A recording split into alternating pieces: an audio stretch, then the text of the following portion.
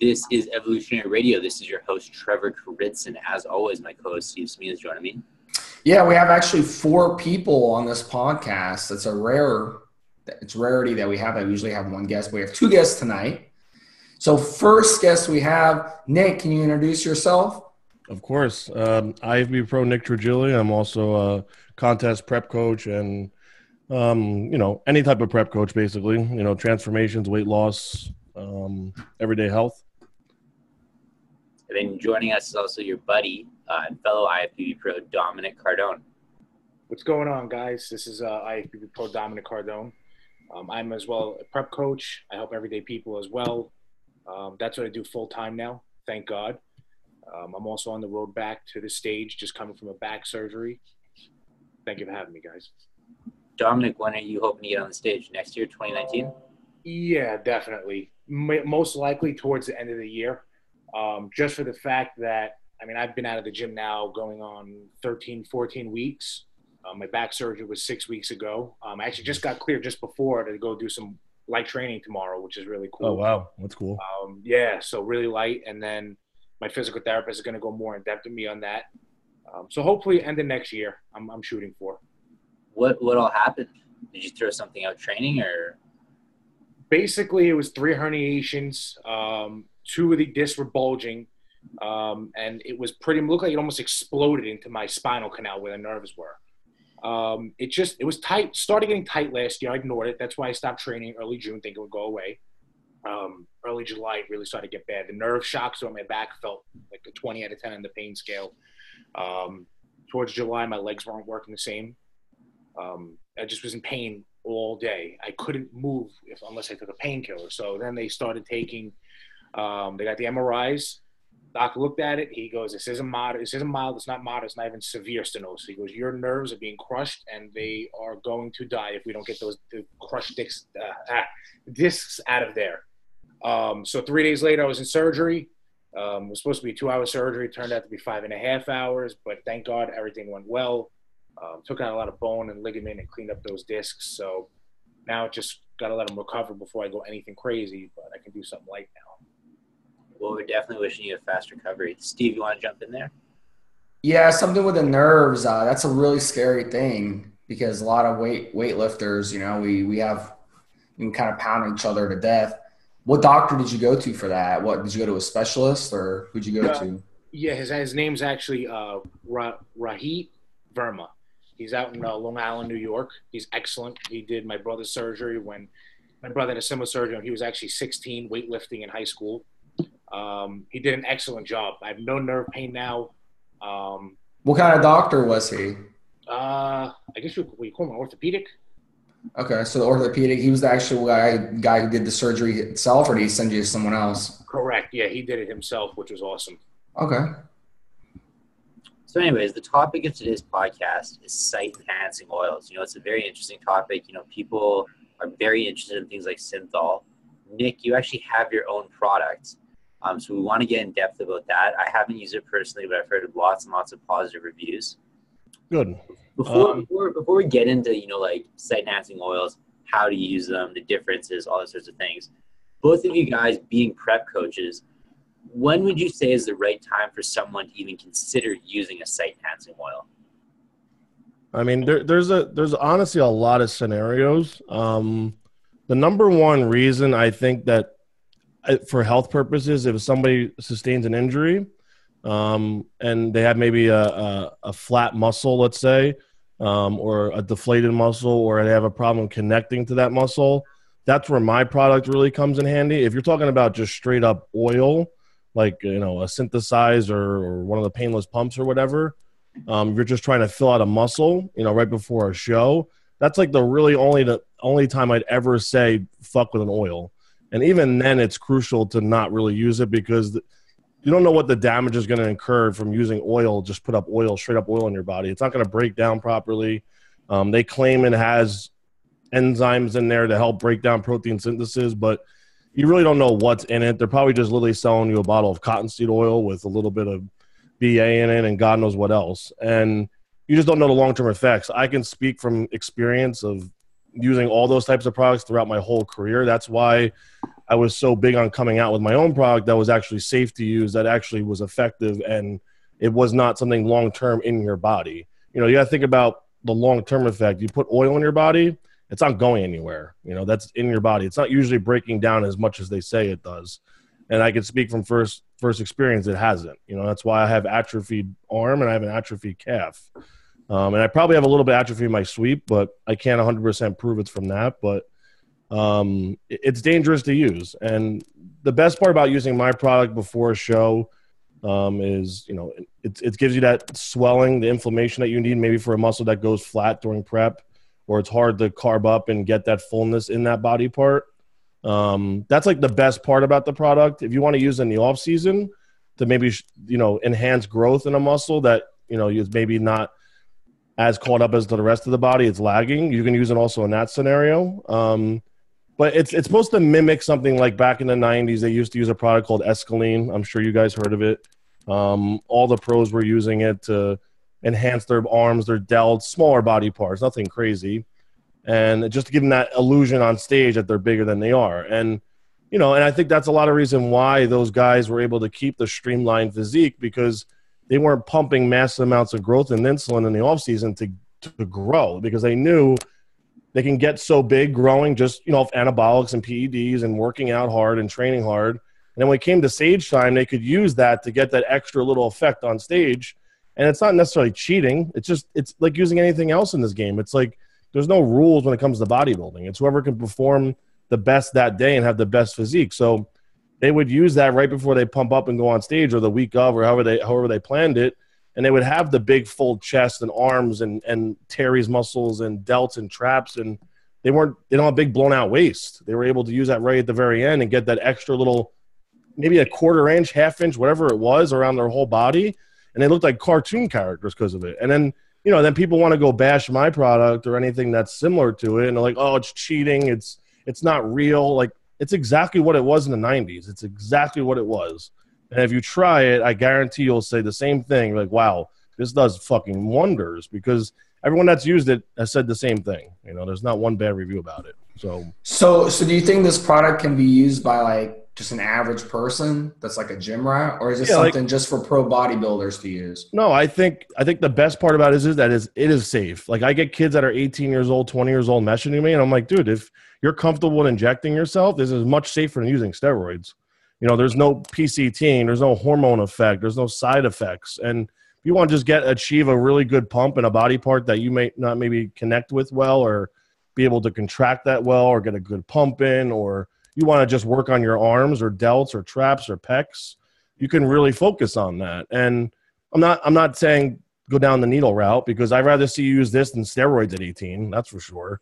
You know, it's much safer in that bet. And if somebody wants to improve just the way they want to look, you know, like, say you guys, you're not competing. You're like, hey, I want bigger fucking arms, and I can't get bigger arms. I train them every fucking week. Maybe this might help you. You know, that's the best part about it. Let's let Dominick jump in. Dominick, what are your thoughts on site enhancing oils? Well, to be honest, before I turned pro, I was never big on them. You always heard the mixed things about the dangers of them. You don't know about the long-term effects of it. But for a very short time, I did experiment with a oil that's on the market, and I did not like it whatsoever. I just had to see what it was about. It was after I turned pro, and I did not. The pain from it was unreal. The lumping from it was unreal. And basically, when I always like to talk to people who are way more experienced with me with whatever something may be, and I get their feedback from, you know, how do you deal with the pain? Oh, you just got to push through it. Wait, what? So I feel like my bicep's going to tear off right now. You want me to keep injecting this stuff in it and go train? That doesn't sound right. So I always tried it. I think I tried it 2 more times after that. I wasn't a big fan of it. One product I did use that I like, which is similar to hydronics, which, like Nick is saying, is called Nolotol. Are you guys familiar with that? I've never heard of it. It's like the new age acetylene, but it's not the same. They use it to, when infants go into surgery and they inject the organs with it, the organs become big enough to work on. Bodybuilders have found a use. If you inject into the muscle, it inflames it. Problem is, it can leave a lumpy look. It can overly inflate. So you have to be real round to use it. And it was good, but, you know, to be honest, with the guys with the rounded muscle bellies, that would be better for. But then again, we don't know those long-term effects of it. the inflammation factors in it's causing. So it's a risk. So when you're using site enhancers, in my eyes, it's either before the show to enhance, like with something such as hydronics, which Nick will go into. I watched him do personally to a client, and it was amazing. Or if you're going to use it in the off season, don't use oils, because I still have a lump deep in my bicep from using what I used. God knows when that's going to go away. As Nick said, we don't know what's in these oils. This industry is full of people that claim this is this, but it's something totally else. And they don't, most times people don't care about somebody's health. So if I was to use the hydronics in the off season, like I did in my biceps before I got hurt, it's just simply just to push more nutrients into the muscle, because now you have more water, more oxygen, more volume into the muscle. So here comes the nutrients. You're stretching the fascia. Your pumps are unreal. So like I said, you're getting the growth effect from everything, all the effects of it. Nothing direct. Like you get these numerous oils that claim, put this in and you have the protein in there and it's going to grow. No. The pump, the volume, and all that from the hydronics will cause growth. I have multiple clients who used it. They love it. I used it in my biceps before I got hurt. I loved it. And like Nick said, it's very safe. So I would only use it just to help push past the plateaus that somebody may have in a certain body part. And you have to have muscle on your body to do it too. There's people that think if they do it, I'm going to have muscles. It doesn't work like that. Yeah. So I would simply use it when you hit a plateau or before the show, like Nick said, pre-stage, which worked excellent from what I see. Yeah. So can you be specific? Are you injecting it into the peak of the muscle? Is it just like a regular oil? Or is it something like you just injecting it into different parts of the muscle? Like say your biceps, are you just hitting the peak, or are you hitting probably 3-4 spots of the bicep? Is it per day? Is it every other day? Is it once a week? What are some strategies guys can do on this? Yeah, so it's a water-based product, and what that means is that it's not like oil, where oil you have to kind of concentrate into particular areas where you want it, because where you inject oil is kind of where it stays, give or take whatever it kind of spreads out to be. That's why synthol was such a pain in the ass to use. If you want to do your bicep, who? Me? Oh. You're good. Dom's a little hard to hear. Oh, okay. If you wanted to do synthol, you would have to do like 4 injections for a bicep, and it was just disgusting. You would feel like a junkie with all these needles, and pinning yourself 8 times just to do your arms just wasn't practical. So the good thing about using this, it's not going to go through your fascial walls, sort of say. But if you want to just improve your biceps or one head of your tricep, you don't need to be doing 2-3 injections. 1 injection is fine. And if you want to do your medial delt, you don't have to worry about spotting it all over the place. And the thing is with this, if you're training hard, it's going to work very well. You can't get lazy on training just because you're using this now. It's only going to increase your pump to how hard you train with it. There's no risk of injury. It's extremely safe. It disperses into the muscle and absorbs. So what that means is it's not permanent, and you don't want to put anything permanent anywhere you do. You want things to break down in your body, right? You don't want it to sit there and cause an abscess or capsulate a muscle or restrict blood flow like synthol does. This is going to evenly disperse. It's not going to cause any deformity of the muscle, and it's just going to enhance your workout. So the reason we work out is to get a pump, in bodybuilding world. We want a bigger pump. We take all these other things to increase RBCs. We increase our nitrous oxide. We increase blood flow. This is doing everything in an injection. Literally, as soon as you do it, you start feeling your body telling your brain to rush blood and nutrients to that area where you just put it. Time you get to the gym, you almost have a sort of a pump. And then once you start pumping up, it's incredible what it does, and the swelling is unbelievable.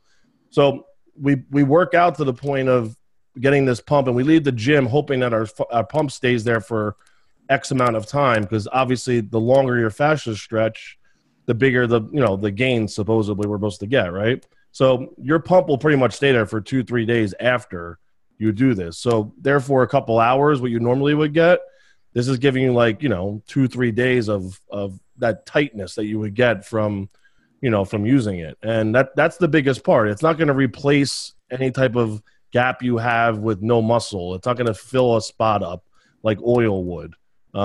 This isn't like pouring water into a glass. It's more so like adding something to your workout to increase the intensity of the pump. So as far as dosage go, you can use it just every time you train that body part. And I also, I pump out the protocol to use for like a loading. If you're just trying to increase the size of a muscle really fast in a short period of time, I have a protocol for that. And if not, the simple method is just use it when you train, once a week, and just go about that way. Very simple. So I got a question for Dom and Nick. Yeah.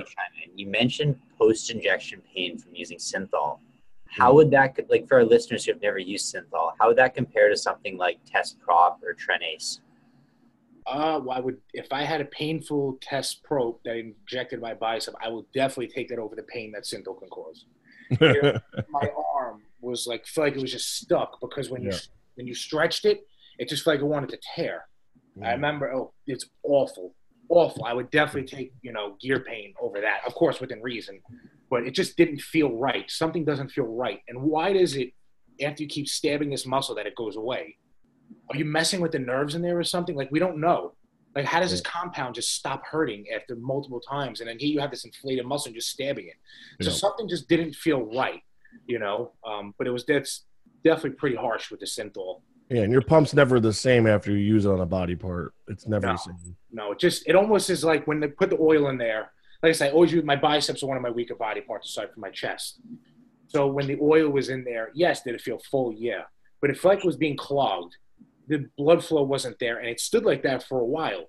As opposed to the hydronics you put it in, there's no pain, zero, nothing. Not even after, unless it's a virgin muscle, you may get a little of the normal pain, but the pump you're getting blood flow all the time. It doesn't feel like it's clogged, and then when it's gone, you don't have any lumps left over. The only downside I can see to hydraulics then with that would be like the synthol, it stays in there, right? Because it's an oil. So like, let's say you're trying to bring up like an upper chest, it would stay in there. Where with the hydraulics, you'd have to use it daily or multiple times per week. Let me explain that to you, though. You know how much oil you have to use to see anything? You have to use a lot. It's not like you could put 1 cc and go, oh, wow, my pec has improved. Like, you have to use junkie status. Like, they sell them in 100 milliliter bottles for a reason because you're going through them like water, man. It's like I've shot in bottles into my body, and I saw nothing. Because it just depends on how your body breaks it down and absorbs it. Everyone's different. Like, you might have a better reaction to it than me, or Dom might have an amazing reaction compared to all of us. So just because you shot 100 cc's, which isn't a lot in a body part, it doesn't mean it's going to increase the volume of it. It really doesn't. Which is sad because it's supposed to do that. So that's what the fucked up part was. You would spend hours doing all these shots, and then you'd sit there and go, my shit looks the same. What the fuck did I just do? So at the end of the day, it didn't really. As much as I wanted to say, like, on paper it looks like a lot, it never like looks the same as you think it would. It's not transparent to what you think you're doing with it on paper. Like, oh, I shot 200 cc's. You'd be like, holy shit, you probably look amazing. And then you look at your arm, it just blurred like a blob. It doesn't look like anything. So that was a downfall of it. If it actually worked, I'd be all about it. I'd make my own, but it just didn't work. It was not worth the time and the pain. How prevalent would you say site-enhancing oils like synthol are on the pro bodybuilding scene? 95%. I think maybe like if anybody doesn't use it, it's maybe Phil because he doesn't need it. And even then, I know he's using something, just not that. So like similar to what I have. But he's not using oil. He doesn't need to. But he's definitely using something to increase, vasodilation and red RBCs to an area. There's plenty of other products out there that do it, just if you have availability to them, And, what do you think FST7 is? That's what it's built around, that type of training, And it sounds like guys at that level to keep up with your peers, it's like you're forced to use it, I mean, there's no way of getting that type of muscle size without. There's only a certain level you can get to, and that's what I started to realize. And I'm like, you know what? I just don't want to do this anymore. I'm not dealing with doing all these. I would go through a bag of 100 needles in a week, a couple days. Sometimes. Remember Rich Piana, rest in peace.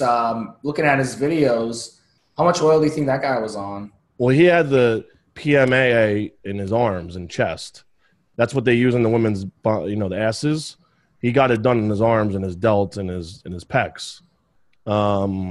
So, I mean, that's a whole different world. That's like getting an implant, pretty much. Wow. Yeah. So he went to Mexico and got that done.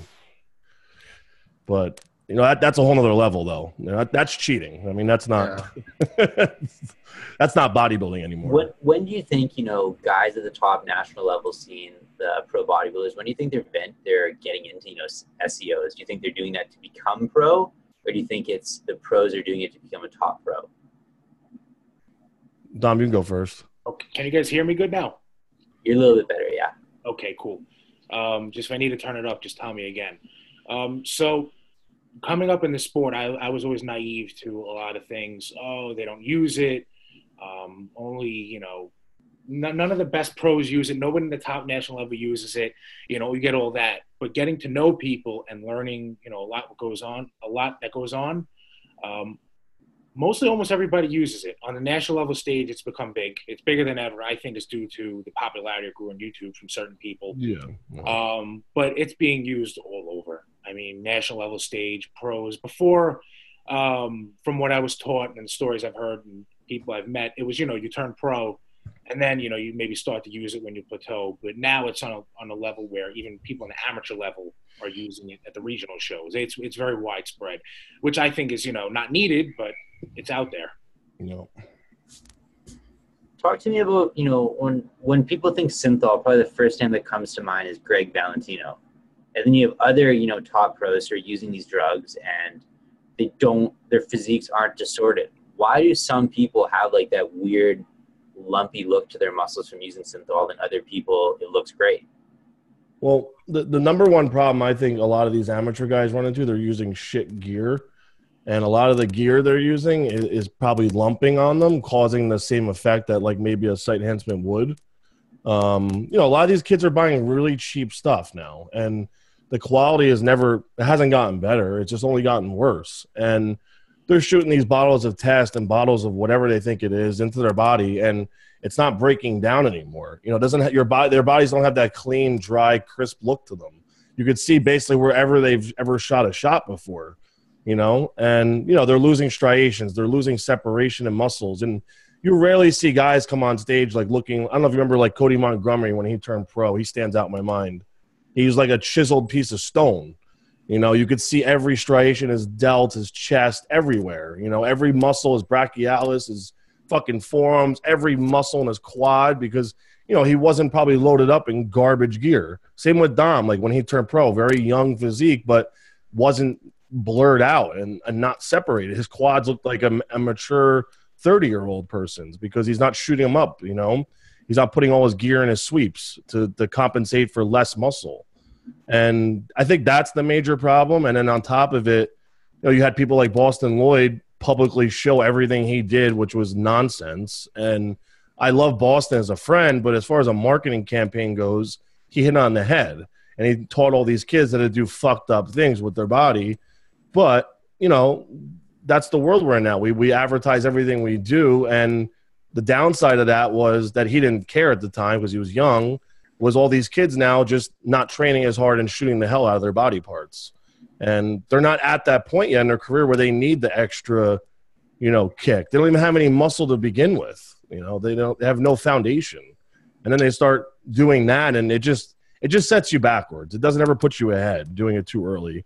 And I ran into that problem too. And I wasn't even around in this generation. I was already before it.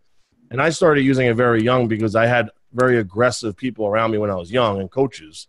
And I wanted to be pro like immediately. So I wasn't wasting any time. I wasn't trying to be pro at 30. I was trying to be pro at, you know, 22, 23. And I finally did it when I was 25. But if I could do it all over again, I definitely would have waited, because now, you know, I have a bicep that doesn't ever feel anything, and I have a calf that never feels anything. Luckily, that's about it. And one of my quads is a little fucked up from shots, but the nerve endings is what you got to be, you know, afraid of. If you kill a nerve or you do too many injections that capsulate something, almost similar to what Dom went through to his back, like bulging disc. Think about like a bad abscess in a body part that's not breaking up, and it's just impinging a nerve, and you're not going to know because you can't see that. It's just, you're fucked at that point. So,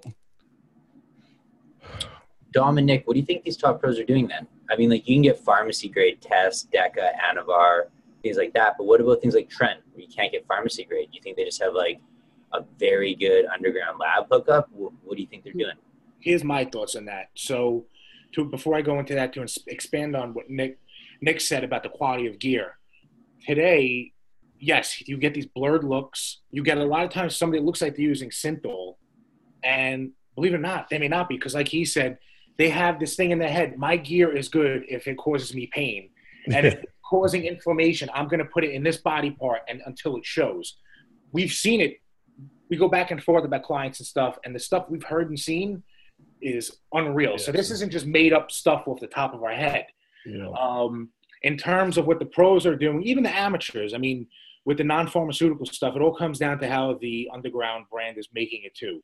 You know, let's not forget about the solvents they're putting it in, how they're making it, all that good stuff. If it actually is what they're, you know, what the powder is supposed to be. But, you know, today, you know, people are, I want to go with what's cheap or what everybody's saying is good. And if it causes pain, it has to be good. Yeah. So, you know, we've seen it, but in terms of quality, you know, it's up and down, but the pros obviously have, for the most part, access to the better of the underground stuff. Something that always makes me laugh is that you'll always hear guys on the forums be like, oh, I got this trend. It's like a dark red. It's going to be super potent. Like, this looks sick. The chemical color of trend is actually white. Yeah. Right? It's turning amber from oxidation of heavy metals. So if you look at dark red trend, that means it's full of impurities. Yeah. But guys don't know that, right? They actually, I've seen forum threads from guys who got white trend and they think it's bunk. Mm-hmm. Yeah, they think it's fake. Yeah. They're like, dude, my source screwed me. I got this white trend. It looks like test. I know, it's bad. And, you know, the problem too is, you know, if you're a good pro, there's a lot of people trying to grab you from below.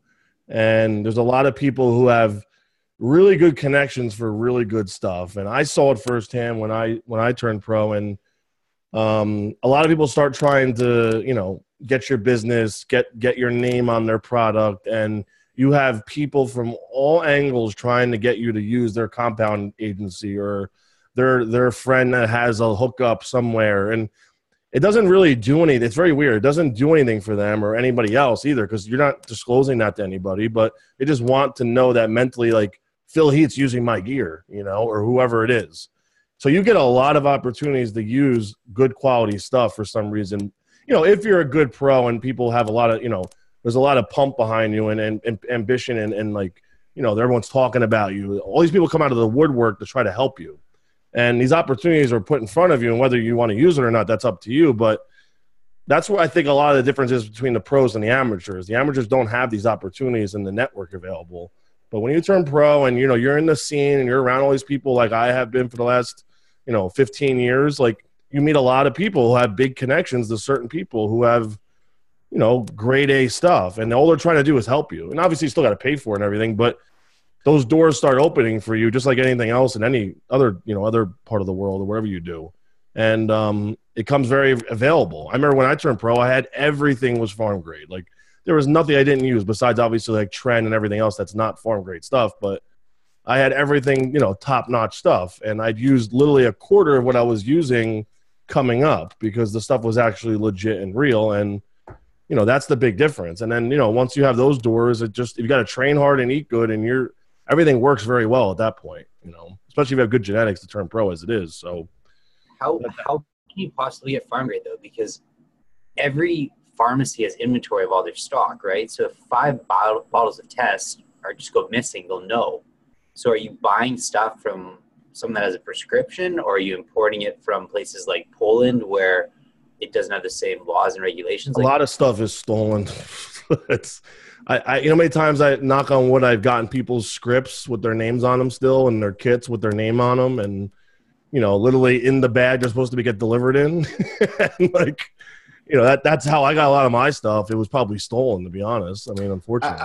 I'll tell you guys this, because I know someone who works in a drugstore. There's a reason, even if steroids were legalized sometime in our lifetime, that it's not going to be sold over the counter in a pharmacy. Because can you imagine people going in there with a bag and just grabbing stuff off the shelf, sticking it in their bag and walking out? Because that happens every day in every single pharmacy across America. So, yeah, there's tons of theft and, you know, that happen.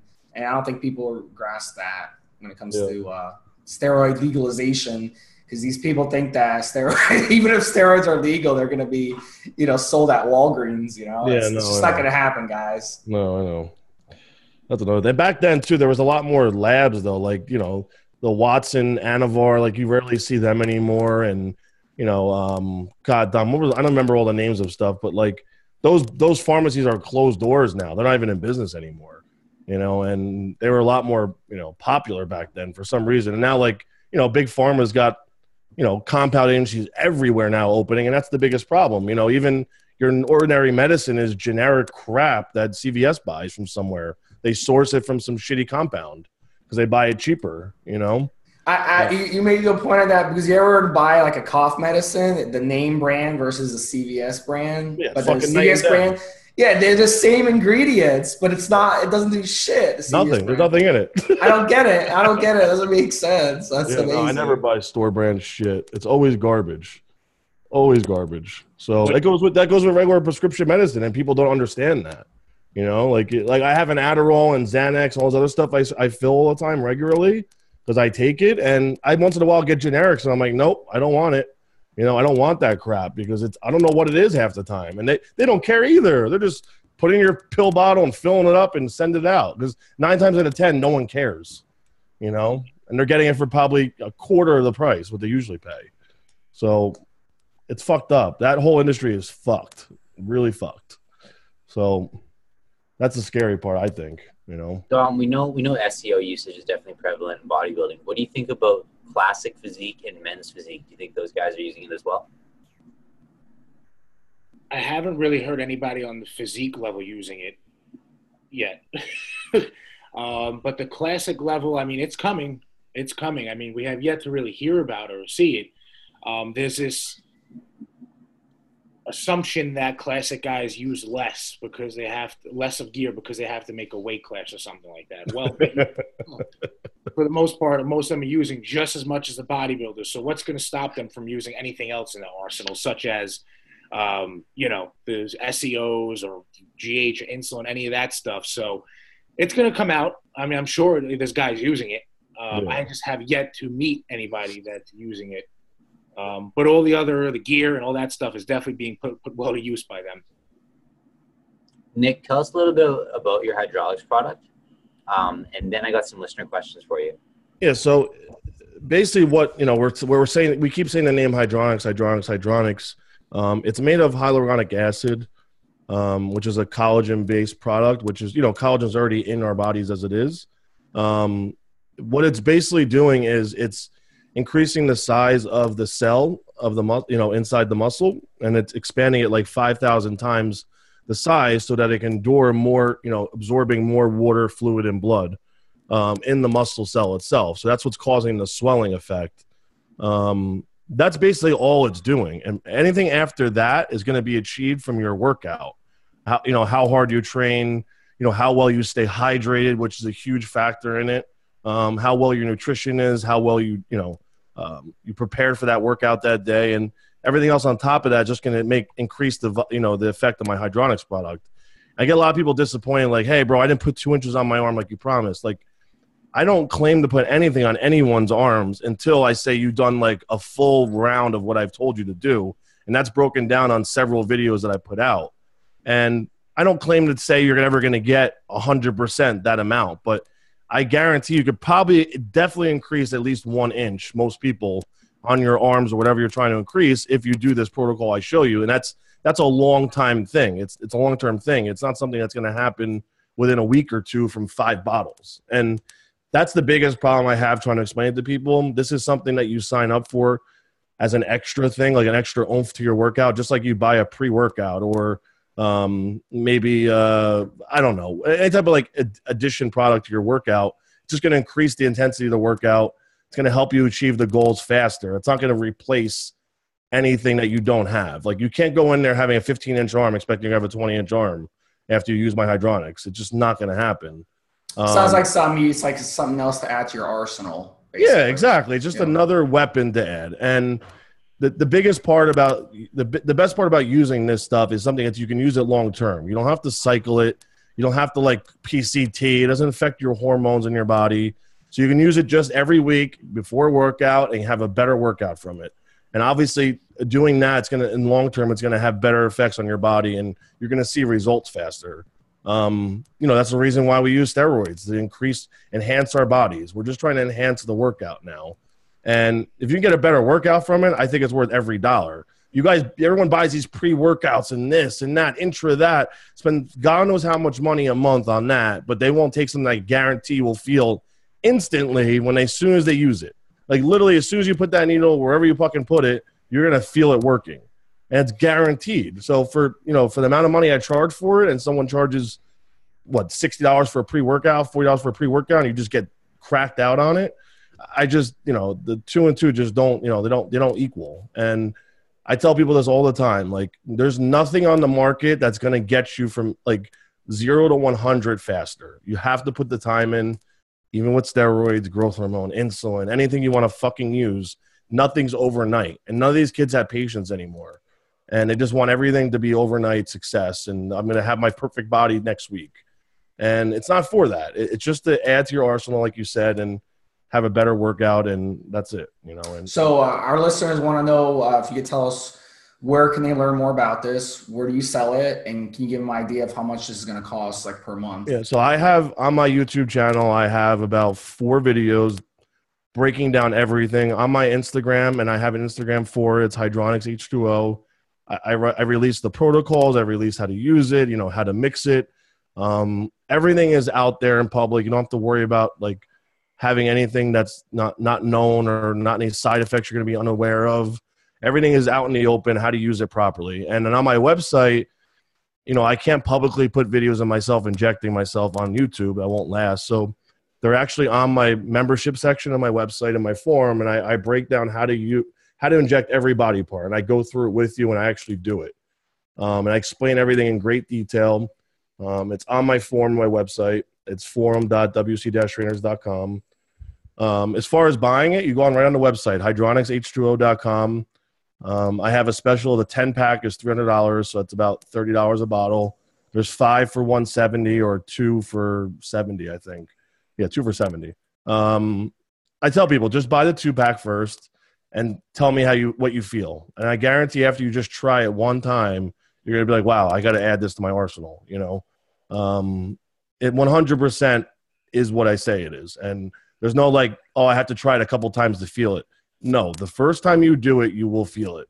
And that's the best part. There's nothing on the market that can guarantee that, anything. You can't shoot Equipoise Trend, take Anadrol, take Anavar, and see something happen immediately. And that's what I tell people. Like, you're going to feel this as soon as you do it. And it's not a weird effect. You're not going to like come down from it. I get the most wackiest questions about this, but I understand people are just cautious. But I thought I laid it out in every video. I tell everybody, like, there's nothing to be scared of. There's no side effects. They got to get that. They got to get that boost, that they're going to come down like the crash. It's like a pre-workout. Everything's all about that with the 20-year-old go buy a bottle of shit, a bottle of fucking powder. God knows what's in it, and take it. Like 5 scoops of it the first time. Like, I just don't – there's no – like, just because you inject it doesn't mean it's more dangerous. Yeah. They want to feel like something during their workout that, like, blows them away. It's like, I got to feel energy, Yeah, like, dude, just go fucking work out and use it. Nothing bad's going to happen.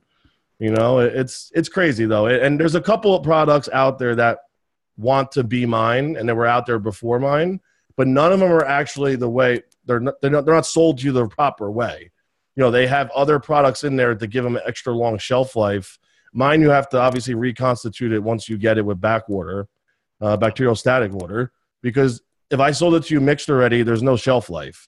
You literally have to mix this right prior to working out and use the bottle that it comes in. It comes in 4 cc bottles because you're going to use all of that right before you train. And there's other companies out there trying to mimic my product, but they're like oil/water-based products, and they have products in there that you don't know what's in there. You're going back to the whole synthol road, and PJ Braun can back this up. He used one of the other companies, and it left a ginormous knot in his shoulder. And he literally has like a 3-inch long welt in his shoulder now that he probably has to get cut out from one of them. I think it's like AMP posing. I think it's called AMP. And they claim to be hyaluronic acid. But hyaluronic acid doesn't come in an oil/water mix. It's not a 50-50 product. So They're not pure. Mine's 100% pure, just hyaluronic acid. That's the only thing it is. And there's nothing dangerous. For one workout. Yeah, 1 bottle for 1 workout, right? It's dosed out to use 2 cc's per shot in each body part. So if you want to train your delts, you put 2 and 2, or your biceps 2 and 2, and that's all we dosed it for, because you don't need anything more to feel it, and anything less, it's not going to give you the full effect. So people are like, "Oh, I'll do 1 cc." I'm like, you're not going to feel the whole effect of it. Just like you'd buy a scooper for a protein powder, if it says 25 grams per 1 scoop, like that's what you do. You know, you don't take half of it. So, I try to answer all the questions. I'm always available for anybody to ask. I get DMs like all day long about it, you know, literally all day. So if you have any question, they're always available to ask me. So there's nothing left in the dark. Then because it's water-based, what syringe would you use? Would you use like a 27 gauge? Yeah, so it goes right through an insulin pen. The best technique is to probably use something a little bigger, like an 18 or 20, just suck it up real quick. So you're not sitting there for like 5 minutes trying to suck it through it, but it goes right through anything. It's water. It's as thin as water. It doesn't get any thicker. And it's a little bit of a gel, because hyaluronic acid isn't 100%, in a regular state. It's not a solid, or it's not a liquid. It's like a little bit of a jelly. But it goes right through and it sucks right up. And then I just usually change the pinhead, and you don't have to go deep like synthol. For people that never use synthol, you have to supposedly go under the muscle. Now, why would they tell you to go under the muscle? That seems a little weird. Because supposedly synthol is supposed to push your muscle into the skin. That's what it's supposed to do, supposedly. But how the fuck do you do that without seeing your muscle? I always thought about that. Everyone's like, oh, I got to use 1.5 inches. I got to get deep. And I'm like, dude, how am I going to know where my muscle belly ends anyway? Like, who puts a 2-inch needle through their arm? That's the most dumbest thing I've ever heard. You're going to hit nerves and blood vessels and everything else. So that's the best part about this too. Like, you just need to use a 5/8. Like, if you're not fat, you're not going through many layers anyway. The skin and the muscle's right here. So as long as it gets into your muscle belly, you're totally good to go. You're going to feel it right away. And there's no pain. No pain. You're not going to feel any craziness like the tightness you would get from synthol, where it's like you want to kill somebody. So just to clarify what you said, the 18-20, that would be with the draw from the bottle? Yeah, I would draw with that, and you can use 27, 28, 29, whatever you want to use. Yeah. Okay, just so our listeners don't try to... Yeah, don't put a 20 gauge in your arm. That'd be a little scary. So I got some listener questions for you. Alex asks, is your SEO cross-linked? Because if it's not cross-linked, then the hyaluronic acid won't stay in the site long enough, and I don't think his product is, but I'd be interested to know otherwise. Listen, all the research I've done with this, and my partner that I made this with is actually a plastic surgeon, and he makes his own products. Like, it's AKA just Juvederm is what they use in people's faces, and hyaluronic acid is one of the chemicals in that. And it's to add the inflammation to their face, because they're trying to use it's like a filler. Juvederm's a filler for your face, and it's extremely safe because they use it in their face. And he told me there's only one hyaluronic acid. I get this question all the time, like which type it is. And there's only one type of hyaluronic acid. And then there's supposedly one that's like from, it's like a plant-based one or something, or like there's a weird question I always get asked, people, like which one it is. It's 100% pure hyaluronic acid. That's all I can tell you. And there's no like cross-link. People try to bring up these weird terms to me to try to make me feel stupid. And I tell them, I just asked my partner, and he makes it for a living in our factory, which is like 10 minutes from my house. And when I go there, I ask him all the time, like, is this like he's like, no.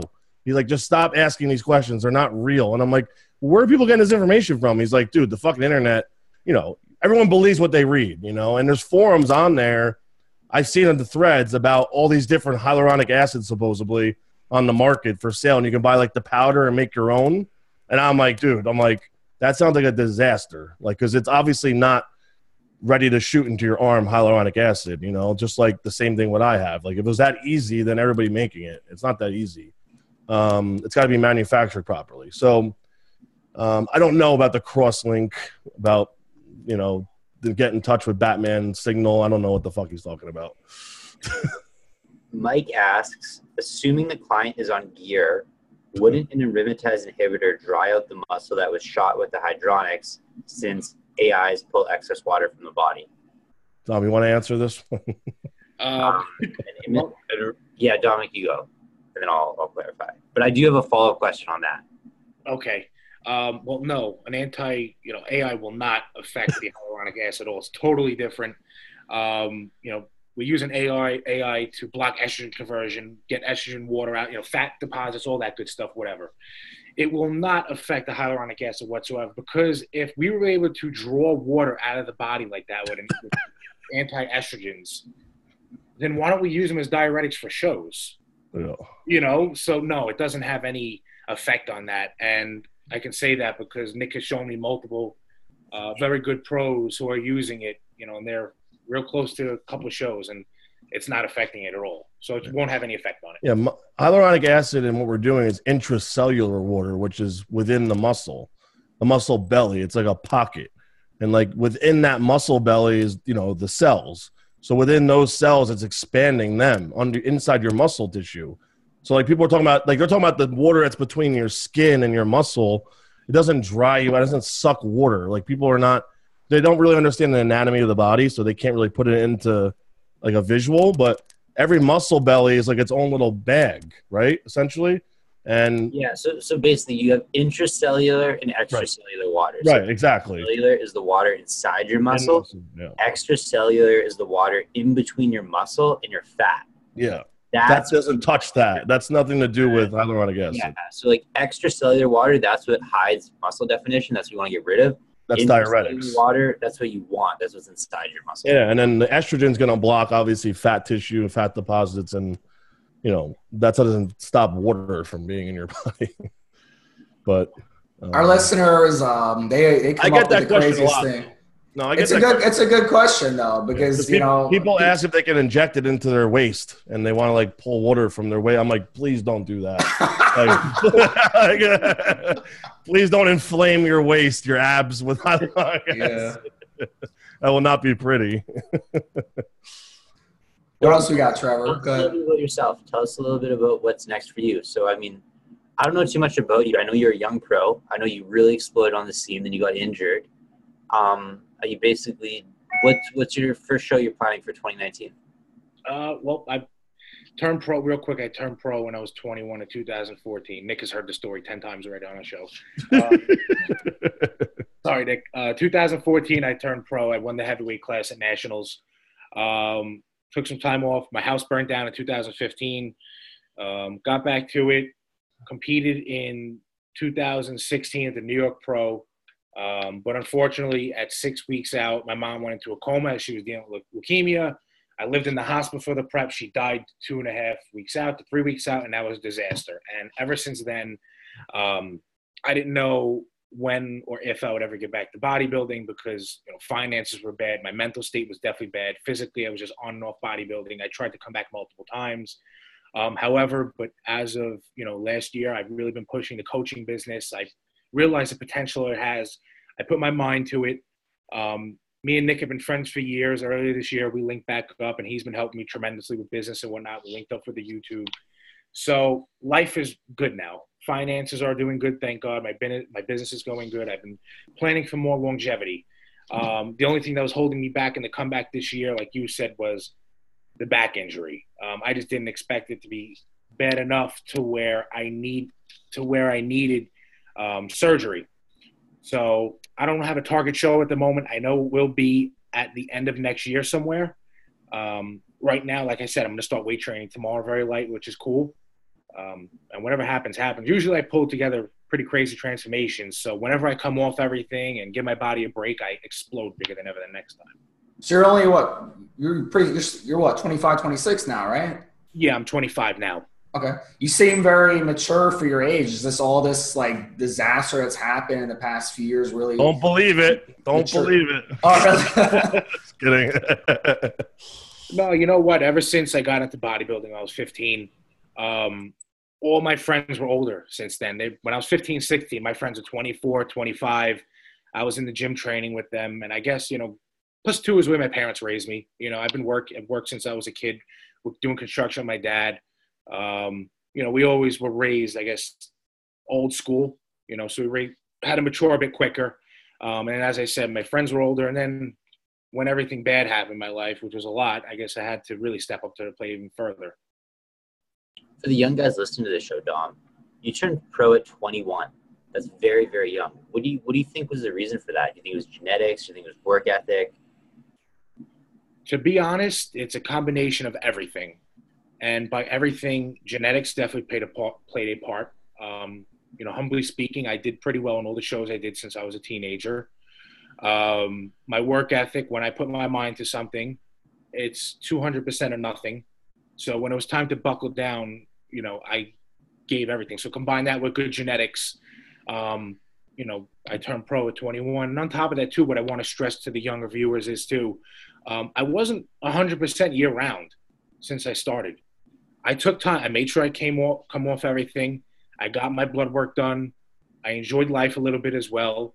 And this actually worked in my favor to improving every single year. I never stalled out. I always stayed healthy to this day, aside from, my back injury, things like that. But all those things play a part. And I like to stress to the younger guys, it's, as I was taught, it's a marathon, not a sprint. And I didn't intend to turn pro at 21. I thought maybe late 20s. I didn't want to do nationals until I was 25, 26. But my coach, when I was 21, when I won the Eastern USA 2 weeks before, he said, go to nationals. And it sort of worked out in my favor. So you are doing coaching now to kind of make ends meet, or are you still doing the construction stuff on the side? No, thank God. So I've been helping people. I don't like to say coaching, but helping people since I was 16. My dad was my first client. He told me, experiment on me, just don't kill me. So since then, throughout Dad's a beast. He is. Since then, throughout the years, I always assisted people. I always learned. I always did research on my own. I didn't just, do what my coaches told me to my clients. When I turned pro, I had more of a demand from it. But I never really promoted it that much. People just came to me, and it wasn't anything crazy, but I made good money on it, thank God, the past couple of years. But then last year, I was back to doing construction with my dad. And one day I just woke up and I'm like, what the hell am I doing? Do I really want to do this for the rest of my life? Or do I want to create the rest of my life? And another thing to the younger viewers, being a bodybuilder is not a job. It's not a career. You will not turn pro and make all this money. Those days are done. And even if they were like that, I would say have a backup plan because you never know what tomorrow holds. So I always seen I had some sort of talent, humbly speaking, with coaching. People always came in shape. So I just woke up. I'm like, screw this. I'm going to put my mind to it. And, I want to be happy with my life. And I also want to plan longevity too. It's not just to meet ends meet. It's not just to pay my bodybuilding bills when I compete. I truly wanted to plan ahead for my future family, myself. And I put my mind to it. I learned a lot about marketing. Once me and Nick hooked back up, he's helped me take it to another different level in terms of, learning about business and stuff. So combine that with, my talent and my eye of coaching, and I'm constantly improving. It's my full-time job now, thank God, and I'm doing well. Yeah. Tell us your website, Dom.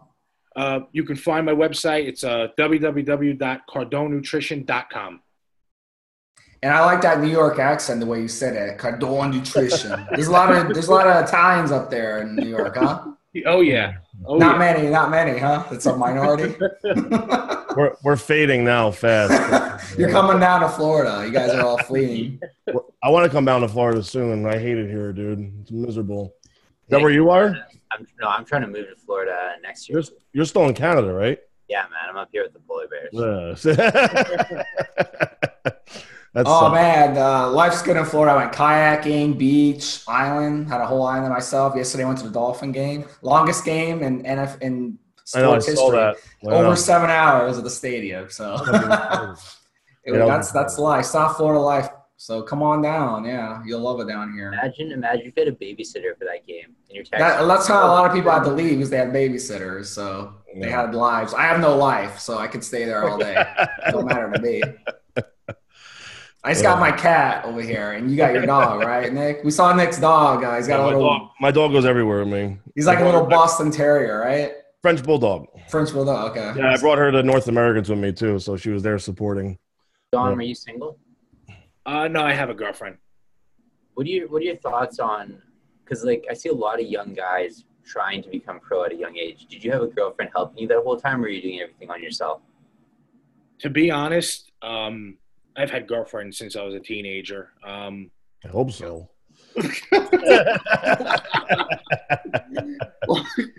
What I meant to say, truthfully, I have clients who, are young, and I honestly tell them, bodybuilding is a selfish sport. Don't get into a relationship until you're done and you have like a more balanced lifestyle. What's your thoughts on that? okay, what I meant to say was, as every time I competed, I always had a girlfriend in the past throughout my teenage years. And did they help me? No. I chose not to be. I like to do it on my own. It's just me. If they want to be a part of the journey, sure. But in terms of like cooking my food and all that good stuff, I always like to do it on my own. It's just how I am. I don't know. In terms of, to younger kids competing and relationships and stuff, I'm going to be honest, do not let competing hold you back from your life. Yeah. Because one thing my dad taught me when I was younger, do not let life pass you by, because the one worst thing you can live with is regret. And I made sure, even though I was focused on my competing when I was a teenager and all that good stuff, the one thing I made sure I did was I made sure I had my fun when I was able to have my fun, hang out with my friends whenever I could. There's a time and place.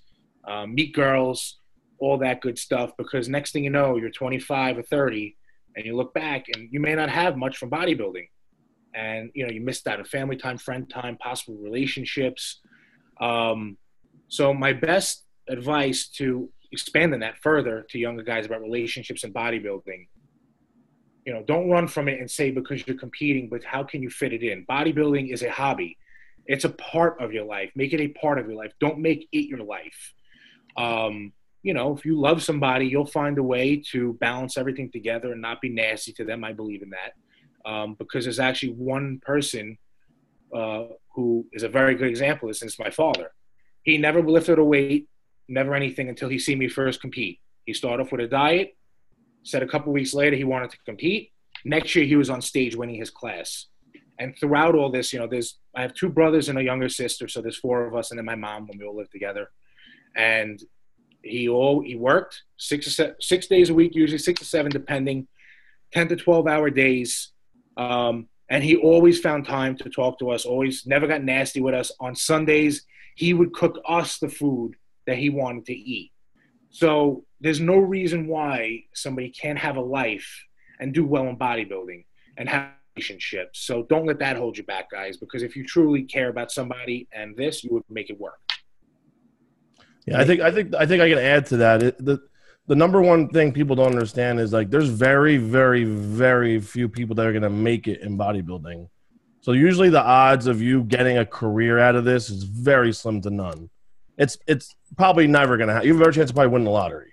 Like, look at how many people are actually good at this sport or getting rewarded for it. There's 10 guys at the Olympia that are worth ever saying they're actually good. Like 10 people. That's a very small percentage. It's not like the NBA where you got 400 guys playing every year, and, they're always closing and opening doors in NBA, NFL, and stuff like that. Bodybuilding, usually when a guy gets up there, he's usually there for a while, a good 10 years, usually 8 to 10 years. So just, you got to, like Dom said, you got to have balance with this and not make it your first priority. Obviously take it serious if you care about it and do the best you can at it. But don't be like, oh, I'm gonna go to the gym today instead of going to my sister's birthday party, or I'm not gonna go to the beach day with my friends because I got to work out. Like, just make it work. Get up a little earlier, stay up a little later, make time for it. Don't be a lazy fuck and just miss out on life because you got to train calves today. Like, bro, that one workout that week is not going to change anything. I promise you, and then, base your schedule every week out ahead of time, prioritize every week, have a schedule. If you don't do that, if you don't plan in this sport, you're never going to make of anything of it. Because the people that do it day by day and don't plan anything usually don't become anything in the sport, I noticed. That's just from seeing friends that want to try to do it, competitors that want to try to do it. And you always got to have a job. You always have money coming in, a lot of money, 2-3 jobs. You can't just depend on one source of income for this. You got to have a job that pays for bodybuilding and a job that pays for your life. So there's not just one job scenario. But then you also got to pick a job that makes you know, that what do you call it? What's the word? That works for bodybuilding, because you can't have like a intense labor job and be a best bodybuilder in the world. Like you can't be like Dom, who's doing fucking cement, you know, being a mason every day, schlepping cement around and shit. Being, you know, it's just not going to work. So, or you could be a stripper and kind of, you know, use your talents for both. I've done that before. I've had every job possible. So there's not good money in it though. So, guys, this was really good advice from guys who have been there and done that. So, you're hearing firsthand from two IFBB pros that have a life outside of bodybuilding. You know, keep it all in balance, and that's actually going to make you a better bodybuilder, because you like to think that you can have your foot on the gas floor 24/7, but you can't. You're going to get burnt out. You know, so it's that 80-20 rule, and that's the hardest thing to teach people, is to periodize your intensity. That when it's the time to relax and, you know, go out to a movie with your girlfriend, do that 100%. But when it's the time to train 100%. You know, periodize your intensity. Right. Mark Lobliner is really good at that. And one thing he really said he's amazing on the show that was a great piece of advice. He said, like, the reason I do everything is, like, when I dad hard. When I train hard. When I wife hard. You know, it's like I pick one thing and I do it hard. And that's why I can do so many things, because I focus on the task at hand. Yeah, it's very good advice, actually. Yeah, Mark's a good guy. Yeah, I like Mark. Mark's awesome. And that's a good way of putting it, and also a very understanding way to put it, because most people are always they're not in the present time nowadays because of phones. You know, they're at the gym, but they're on their phone. We're hanging out with your girlfriend, but you're on your phone, and vice versa. You're at the movies, you're on your phone. You're not like really there all the time. And the phone's the biggest problem. That ruins most of our lives now, because it's part of us. I freaking hate that phone, man. It's always going off. Yeah, like you have to post something if you do it. Like, no, you don't. You don't have to post anything. Like, no one gives a fuck at the end of the day. It literally, what you post is for someone else's entertainment because they're bored. You know, so they really don't care what you're doing unless you're, you know, obviously for a business point of view, I get it. Fine. But just because you want to post something, like to ruin your relationship or to ruin that moment because you just have to post it, I think is the most retarded thing. I absolutely hate it, to be honest with you. But it's kind of like porn. The guys watching porn are the guys who get a real girl. Yeah, exactly. They have no real friends, the people watching your shit all day long, watching everything you do. They have no life. So if you got like a good wife or girlfriend, you don't need to watch porn because you're no. Unless your wife, you know, just doesn't put out. They just get some hookers too, you know, go to a strip club, whatever. For your host, Trevor Kouritzin, for my co-host, Steve Smeen, and for our two guests, IFBB Pro Nick Trigili and IFBB Pro Dominick Cardone. This has been another episode of Evolutionary Radio.